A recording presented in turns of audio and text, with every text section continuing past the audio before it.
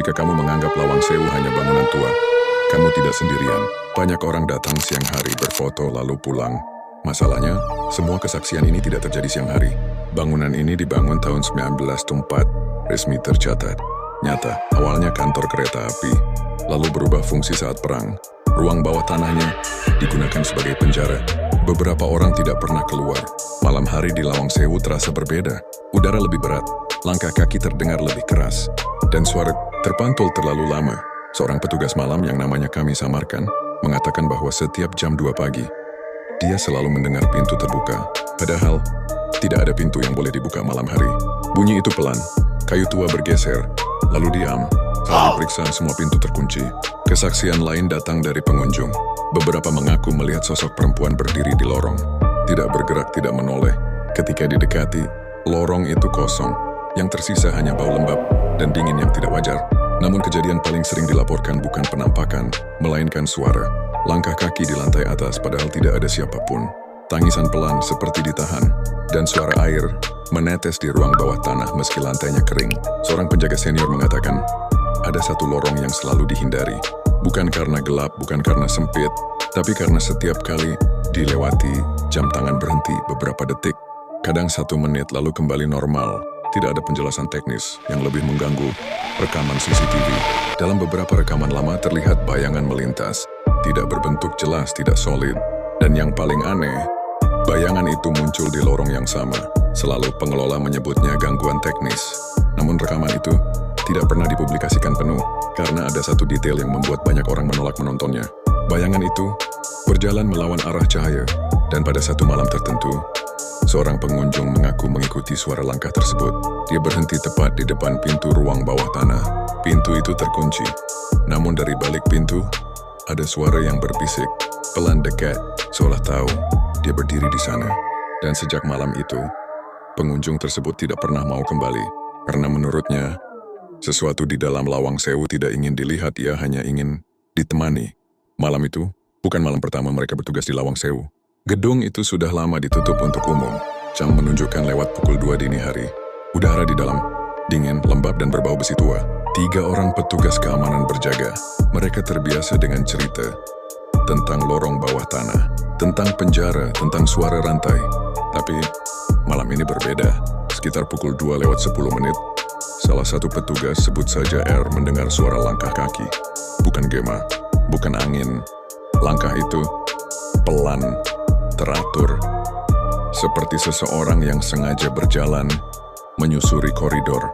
R berdiri memanggil lewat HT, siapa yang di sayap timur? Tidak ada jawaban. Langkah itu berhenti, tepat di balik pintu kayu tua yang seharusnya terkunci. Lalu, pintu itu berderit. Pelan, sangat pelan, R mengaku.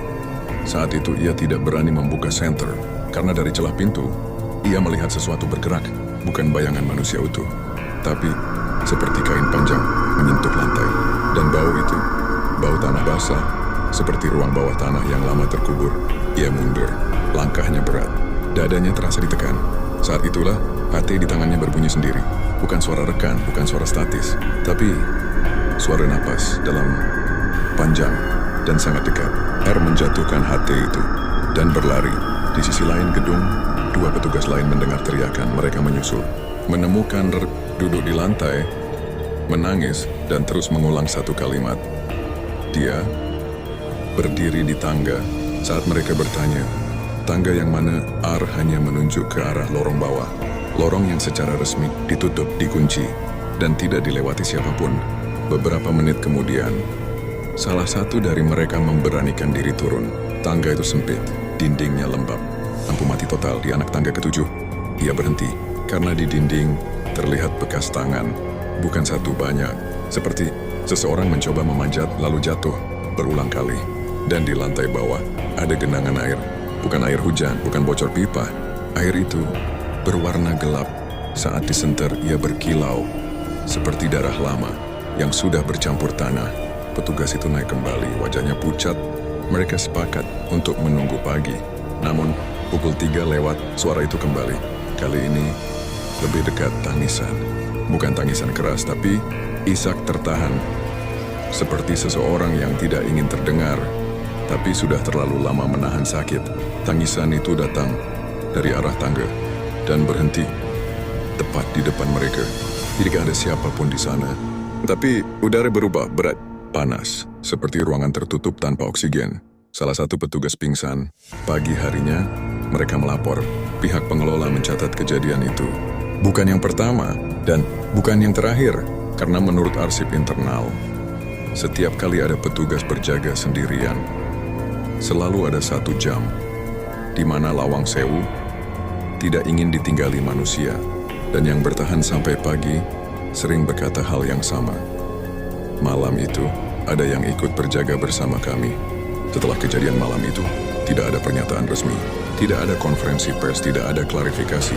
Yang ada hanya perubahan kecil yang disadari oleh orang-orang tertentu. Jam operasional dipersingkat, area bawah tanah ditutup permanen, dan jumlah petugas malam dikurangi bukan karena anggaran, tapi karena tidak semua orang sanggup berjaga. Seorang mantan petugas yang berhenti beberapa bulan setelah kejadian akhirnya mau berbicara. Ia mengatakan, ada satu aturan tak tertulis di Lawang Sewu. Jika mendengar langkah kaki, jangan menoleh. Jika mendengar suara memanggil nama, jangan menjawab. Dan jika melihat seseorang berdiri diam di lorong, jangan mendekat. Karena menurutnya, yang berdiri di sana bukan orang yang sedang menunggu. Malam terakhir ia bertugas adalah malam paling sunyi. Tidak ada suara, tidak ada angin, tidak ada serangga, sunyi yang terasa salah. Sekitar pukul 3 lewat sedikit, ia duduk di pos penjagaan menghadap lorong panjang. Lampu menyala stabil, lalu satu lampu mati. Bukan korsleting, bukan listrik padam. Satu lampu tepat di tengah lorong. Dan di area gelap itu, ia melihat sesuatu. Bukan bayangan berjalan, bukan penampakan jelas, tapi sosok yang berdiri terlalu lama, tanpa bergerak. Ia mengira matanya lelah, mengucek, menatap lagi. Sosok itu masih ada. Lebih dekat, ia tidak berani berdiri, tidak berani memanggil, karena yang paling mengganggu bukan bentuknya, melainkan cara sosok itu menghadap, membelakangi lorong, menghadap langsung ke arahnya, seolah tahu ia sedang diperhatikan. Lampu menyala kembali, lorong kosong, namun kursi di depannya bergeser sendiri pelan. Bunyi kayu tua di lantai yang sangat jelas. Ia berdiri, mengambil tas, dan keluar tanpa menoleh lagi.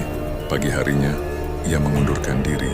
Ia berkata, Lawang Sewu bukan tempat yang ditinggali makhluk jahat, tapi tempat yang terlalu penuh oleh sesuatu yang tidak pernah pergi. Karena bangunan itu menyimpan terlalu banyak peristiwa, terlalu banyak ketakutan, terlalu banyak orang yang tidak sempat pulang. Dan malam hari, semua itu seperti emak terbangun. Hari ini Lawang Sewu tetap dibuka, wisatawan tetap datang, foto tetap diambil. Namun ada satu hal yang jarang dibicarakan. Setiap tahun, selalu ada laporan pengunjung yang mengaku waktunya terasa hilang. Masuk sebentar, keluar jam sudah bergeser jauh. Dan hampir semua dari mereka mengatakan hal yang sama. Di salah satu lorong, mereka merasa ada yang berjalan di belakang, sangat dekat. Tapi saat menoleh, tidak ada siapapun. Dan mungkin itulah sebabnya beberapa tempat tidak pernah benar-benar kosong, karena yang tertinggal di sana bukan hanya bangunan, melainkan malam terakhir yang terus terulang.